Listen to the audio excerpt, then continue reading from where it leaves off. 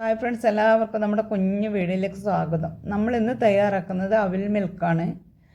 ഈ അവിൽ മിൽക്ക് തയ്യാറാക്കാനായി വളരെ എളുപ്പമാണ്, അതേപോലെ നല്ല ടേസ്റ്റാണ്. ഈ ചൂട് കാലത്ത് തയ്യാറാക്കാൻ പറ്റിയ ഒരു പൊളി ഐറ്റമാണ് അവിൽ മിൽക്ക്. എല്ലാവർക്കും ഒരുപോലെ ഇഷ്ടപ്പെടുന്നതും ആർക്കും ഈസിയായി ഉണ്ടാക്കി കഴിക്കാൻ പറ്റുന്നതും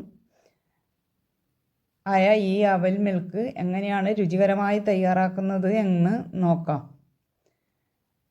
അവിൽ മിൽക്ക് തയ്യാറാക്കാനായി പാളയംകോടൻ പഴമാണ് എടുത്തിട്ടുള്ളത്. പാളയംകോടൻ പഴം ഗ്ലാസ്സിലേക്ക് ഇട്ട് കൊടുത്ത് പഞ്ചസാര ചേർത്ത് കൊടുക്കുന്നുണ്ട്.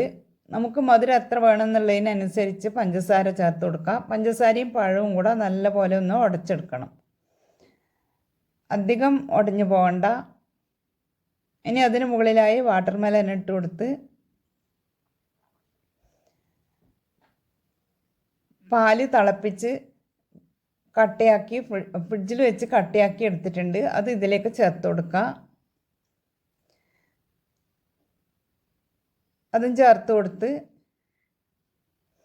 നല്ലപോലെ പഴുത്ത മാങ്ങ ചെറിയ കഷ്ണങ്ങളായി മുറിച്ചെടുത്തിട്ടുണ്ട്. ഇനി മാങ്ങ ഇതിലേക്ക് ഇട്ട് കൊടുത്ത്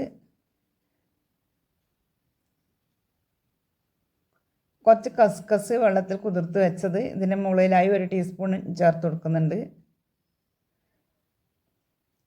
ഇനി മുകളിലായി അവൽ പൊരിയാണ് ചേർത്ത് കൊടുക്കുന്നത്. അവൽ വറുത്ത് എടുക്കേണ്ട ആവശ്യമില്ല, അവൽ പൊരി ആയതുകൊണ്ട് നല്ല ക്രിസ്പി ആയിട്ടുണ്ടാവും. ഇത് മുകളിലായി ചേർത്ത് കൊടുക്കുന്നത് ക്രിസ്പി ആയിട്ട് ഇരിക്കാൻ വേണ്ടിയാണ്. കഴിക്കുന്ന സമയത്ത് നമുക്ക് ഇങ്ങനെ വെച്ച് കൊടുത്താൽ ക്രിസ്പി ആയിട്ടുണ്ടാവും. മുകളിലായി ചേർത്താൽ ഇനി ഇത് മാറ്റി വെച്ച് ഒരു ഗ്ലാസ്സിലും കൂടെ റെഡിയാക്കി എടുക്കുന്നുണ്ട്. അതിൽ അവൽ നടുവിലാണ് ഇട്ട് കൊടുക്കുന്നത്. പഴവും പഞ്ചസാരയും കൂടെ ഉടച്ചെടുത്തിട്ടുണ്ട്. ഇനി ഇതിലേക്ക് കസ്കസ് ചേർത്ത് വാട്ടർമെലൻ ചേർത്ത് പാല് തണുപ്പിച്ചതും ഇട്ട് കൊടുത്ത് അതിന് മുകളിലായി അവൽപ്പൊരി ഇട്ട് കൊടുക്കുന്നുണ്ട്. അവൽപ്പൊരിയുടെ മുകളിലായി കുറച്ച് പാല് തണുപ്പിച്ചത് ചേർത്ത് കൊടുത്ത് മാമ്പഴം കഷ്ണങ്ങളാക്കിയതും ചേർത്ത്